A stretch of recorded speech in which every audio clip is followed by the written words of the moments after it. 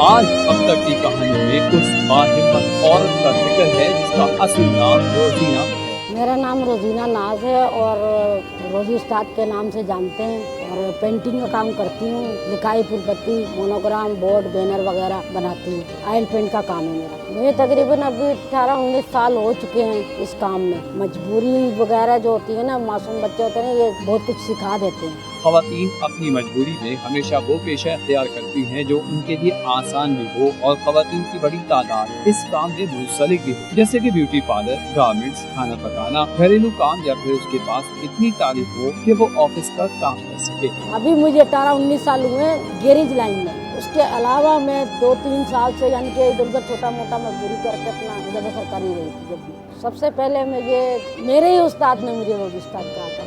रोजीना के शौहर का इंतकाल क्या हुआ, जमाना अपने गिलाफ से निकल आया और उसने देखे इंसान नुमा पत्थर लोग जिन्होंने रोजीना के घर का चूल्हा बुझाकर मिजाज कुर्सी तक न की और किनारा कश हो गए। रिश्तों ने तन्हा किया तो बच्चों की भूख और तालीम के लिए रोजीना ने कोशिशें शुरू की। ये सफर निहायत कठिन था। रोजीना से रोजी उस्ताद के सफर की कहानी रोजीना की ज़बान। ये मैंने यूसुफ गोड से सीखा था। वो तो बहुत परेशान हो गया था। उसने कहा कि ये आदमियों का काम है, मर्दों का, तो ये आप तो लेडीज हो। मैंने बोला मसला नहीं है, लेडीज तो क्या हुआ, क्योंकि काम करना पड़ता है, चाहे वो आदमी हो चाहे औरत हो। मजदूरी में क्या शर्म है। रोजीना ट्रकों पर नक्शो निगारी और तहरीर लिखकर अपना और अपने बच्चों का पेट पालती है। इस बाहिम्मत औरत ने अपनी बेटी की शादी भी कर दी और अपनी दीवारों के तज़ीन और आराइश के लिए वॉल पेंटिंग का काम भी करती है। बेटी की शादी कर दी है, उसके 3 बच्चे हैं। बेटा कुछ नहीं, काम सिखाया उसको वेल्डिंग का। पेंटिंग का मतलब ये है कि वैसे तो पेंटिंग का शौक मुझे बचपन से ही था।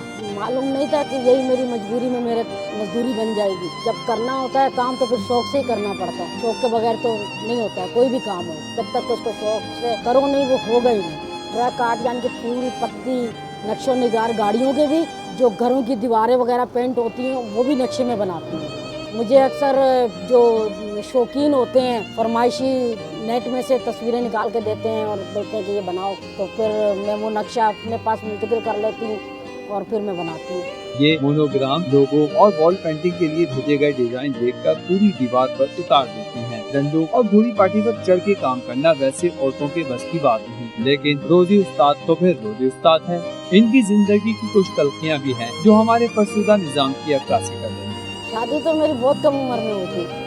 उस वक्त कारी साहब ने भी कहा था कि इसकी उम्र कम है तो निकाह नहीं हो सकता है। और मैं छत पे बीटे लगाती फिर रही थी, घूमती फिर रही थी। इन्होंने मुझे ज़बरदस्ती उतारा, मेहंदी वेंदी लगाई और शादी कर दी।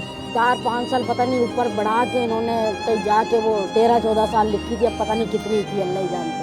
जब इनकी शादी करवाई गई तो ये शायद 9 से 10 साल की थी और काजी के मना करने के बावजूद घर वालों ने निकाहनामे में उम्र बढ़ाकर लिखवा दी और पहले बच्चे की विलादत 5 साल बाद हुई। नहीं, शोर के होते हुए तो हमें पता ही नहीं था कि बाहर होता क्या है। अगर स्कूल की पढ़ाई वगैरह से हट के जब शादी कर दी, वो भी 4 दीवारी में गए, तो कोई पता ही नहीं है कि बाहर क्या हो रहा है क्या नहीं हो रहा है। जो चीज़ हर चीज़ हमारे शोर खुद घर में हर चीज़ मुहैया करता था, बाहर जाने की नौबत ही नहीं आती थी। फिर जब इनका इंतकाल हो गया तो फिर पता चला कि आटा चीनी दाल क्या भाव बिकती है, दुनिया का पता चला। दुनिया की तरक्की का एहसास तब हुआ जब शौहर दुनिया से गया। रोजीना उस्ताद ने अपने बेटे को लेकर कुछ सपने देख रखे हैं जिसका फैसला मुस्तकबिल करेगा। रोजी उस्ताद औरतों के लिए किसी मिसाल से कम नहीं। जी हाँ, मैं जब तक काम करूँगी जब तक कि मेरा बेटा खुद अपने पैरों पे खड़ा ना हो जाए। जब वो अपने पैरों पे खड़ा हो जाएगा, वो किसी काबिल हो जाएगा, तो फिर मैं सुकून से बैठ जाऊँगी, फिर मुझे ज़रूरत नहीं होगी काम करने की।